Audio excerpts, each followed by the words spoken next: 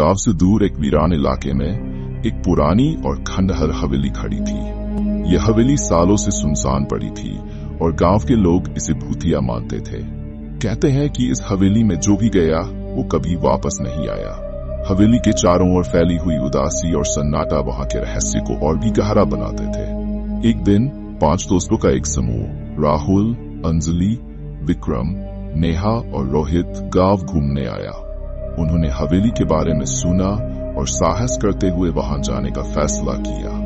रात का समय था और चांदनी रात में हवेली और भी भयानक लग रही थी। हवेली की टूटी फूटी खिड़कियां और दरवाजे जैसे चीख चीख कर आने वालों को चेतावनी दे रहे थे। हिम्मत जुटाकर उन्होंने हवेली के भीतर कदम रखा। अंदर चारों तरफ धूल और मकड़ी के जाले थे। हवेली के अंदर अजीबोगरीब आवाजें गूंज रही थीं। उन्होंने अपने मोबाइल की टॉर्च जलाई और आगे बढ़े। हवेली के भीतर कदम रखते ही राहुल को महसूस हुआ कि किसी ने उसके कंधे पर हाथ रखा है। उसने पीछे मुड़कर देखा, लेकिन वहां कोई नहीं था। उसके दिल की धड़कन तेज हो गई। दोस्तों ने इसे मजाक समझा और उसे डरपोक कहकर हंसी उड़ाई। राहुल के चेहरे पर चिंता की लकीरें साफ झलक रही थीं, लेकिन उसने खुद को शांत किया। वे सभी हवेली के अंदरूनी हिस्से की ओर बढ़े। अचानक सभी मोबाइल की टॉर्च बंद हो गई और चारों तरफ घना अंधेरा छा गया। अंधेरे में उन्होंने किसी के चलने की आवाज सुनी। वे सभी एक दूसरे का हाथ पकड़कर खड़े रहे। नेहा का दिल तेजी से धड़कने लगा। उसे महसूस हो रहा था कि कोई उनका पीछा कर रहा है।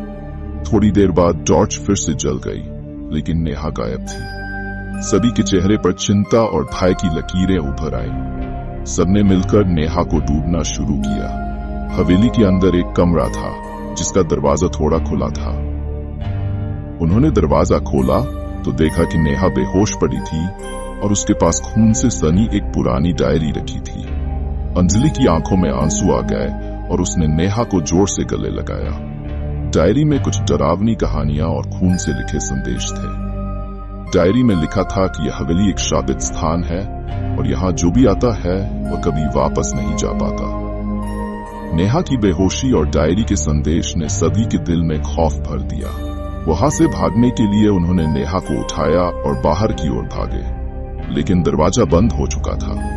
तभी उन्हें हवेली के भीतर से किसी के गाने की आवाज सुनाई दी। आवाज बेहद भयानक थी और उसमें दर्द और क्रोध झलक रहा था। आवाज का पीछा करते हुए वे एक कमरे तक पहुंचे। रोहित के चेहरे पर पसीने की बूंदें छलक रही थीं। उसकी आंखों में डर साफ झलक रहा था। कमरा पूरी तरह से खाली था, सिर्फ एक पुरानी झूमर लटकी हुई थी। अचानक झूमर हिलने लगी और उसके नीचे से एक छिपा हुआ दरवाजा दिखाई दिया। दरवाजे के नीचे सीढ़ियां जा रही थी। दोस्तों ने हिम्मत जुटाकर नीचे उतरने का फैसला किया। अंजलि के हाथ कांप रहे थे, लेकिन उसने विक्रम का हाथ कसकर पकड़ रखा था। नीचे का नजारा बेहद डरावना था। वहां कई कंकाल पड़े थे और दीवारों पर खून के निशान थे। ये देखकर सभी के रोंगटे खड़े हो गए। तभी वहां एक बूढ़ी औरत दिखाई दी जो हवा में तैरती हुई उनकी ओर बढ़ रही थी। उसने उन्हें बताया कि वह एक आत्मा है और सालों पहले उसकी हत्या इसी हवेली में की गई थी। उसकी आत्मा को मुक्ति चाहिए, लेकिन इसके लिए किसी को बलिदान देना होगा। नेहा की आंखों में आंसू थे और राहुल का चेहरा पसीने से भीग गया था। बूढ़ी औरत ने कहा कि उन्हें किसी एक को हवेली में हमेशा के लिए छोड़ना होगा, तभी बाकी लोग बच सकते हैं। दोस्तों के बीच हड़कंप मच गया। कोई भी बलिदान देने को तैयार नहीं था। तभी विक्रम ने फैसला किया कि वह अपनी जान देगा ताकि बाकी बच सकें। विक्रम ने अपनी जान देने की बात कही और बूढ़ी औरत ने उसे हवेली के अंदर बंद कर दिया। बाकी चारों दोस्त किसी तरह बाहर निकले और गांव वापस आए। अंजलि ने विक्रम को आखिरी बार गले लगाया और रोते हुए कहा, तुम्हारी कुर्बानी कभी नहीं भूलूंगी। गांव लौटने के बाद उन्होंने पुलिस को सारी कहानी सुनाई, लेकिन जब पुलिस हवेली पहुंची तो वहां कुछ नहीं मिला। न तो विक्रम का कोई सुराग मिला और न ही बूढ़ी औरत का। हवेली में कोई रहस्यमयी निशान भी नहीं था। ये देखकर सभी हैरान रह गए। नेहा की आंखों में अब भी विक्रम की यादें ताजा थीं और राहुल के मन में गुस्सा और दर्द की लहरें उठ रही थीं। गांव के बुजुर्गों ने उन्हें बताया कि सालों से ये कहानियां चल रही हैं, लेकिन कभी कोई ठोस सबूत नहीं मिला।